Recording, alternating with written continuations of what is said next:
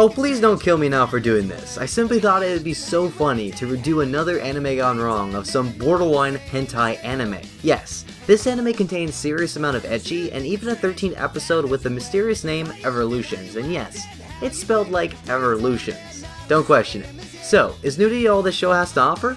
Well, pretty much. Let's get started. This one-shot OVA was released as a promotional DVD for the JcGreen Eater game. JcGreen revolves around the Hanonoka Girls Academy, who suddenly has to accept some students from the male Kanenone Academy as part of a program to test the possible future of a co-ed school. From there on in the story follows the fairly predictable and standard boys versus girls in high school plot. Much the humor relies on the perverted antics of the boys and the subsequent responses from the girls. The one-shot also throws a little bit of depth in the story by focusing on the possible development relationship between Takazaki and Midori. Anyways, the main character, Takazaki, is a pretty normal lad that we don't really find himself to be influenced by his own hormones. His friends, on the other hand, well, try to get their hands on some shoujo goodness in any way possible. There are 3 friends that are actually the reason why it makes the show so funny. They fail miserably at anything they do, but they never back down and always amaze the audience on how stupid they really are. At certain points, things get really awkward. And I mean delicious yaoi scenes for a great example. The whole story revolves around Midori, a rather particular girl that is convinced Takazaki is her eternal love. It includes a little bit of time travel, but this is the part that kinda kills the fun.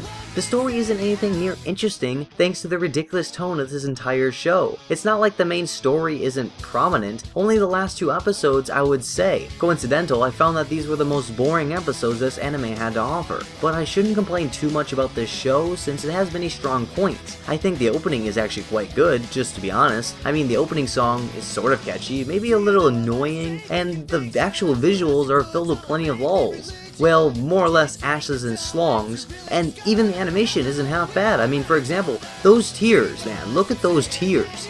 They're just so realistic.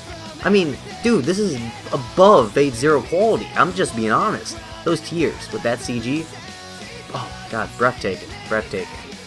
Okay, in all seriousness, I was lying for that last bit. That is completely false. So let me just tell you in a bit of a step format on why exactly this anime is terrible. Let me start off by saying I've learned a lot of things of the fellow men of this series. First off, for all the ladies in the room, look. Men who are raised in isolation, well, can be pretty desperate. And when women are introduced into their lives, they can be a little creepy. Secondly, karma kicks ass in this anime. So much for anyone else who has watched the series will again agree with me on this one. Third, men who are placed in the situation with just men for a long period of time, let's just say they might go Lord of the Flies on each other. Fourth, if you watch this series, you will agree with me that you totally are disturbed at some moments from remembering what happened in some episodes. Fifth, the main character's friends are totally gay, and I'm not being mean or anything, but they totally are. If you ever watched this whole series like me, then you'll probably know why.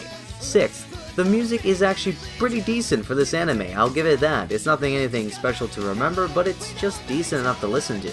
7th, the series contains a bit of mild nudity, so again, I probably wouldn't recommend this to children watching, so yeah.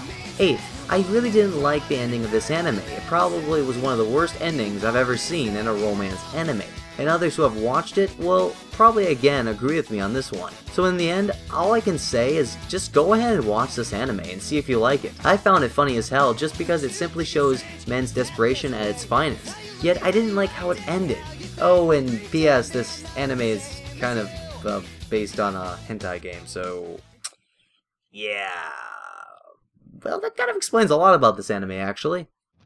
Overall, JcGreen is pretty simple and pretty predictable as a story. This anime won't give you much guessing, and it probably won't pull too many laughs with its story alone. It's a bit low on ecchi and low on laughs just because of the story. JcGreen is probably the best viewed as a conjunction while playing the actual hentai game. Still, it's not half bad if you got 30 or so minutes to waste, so for my overall score, of course, from story, characters, animation, sound, and personal enjoyment, I give this overall anime a total of 3.975 out of 10. I definitely say it's not worth watching, but go to hell for it if you have the time to spare.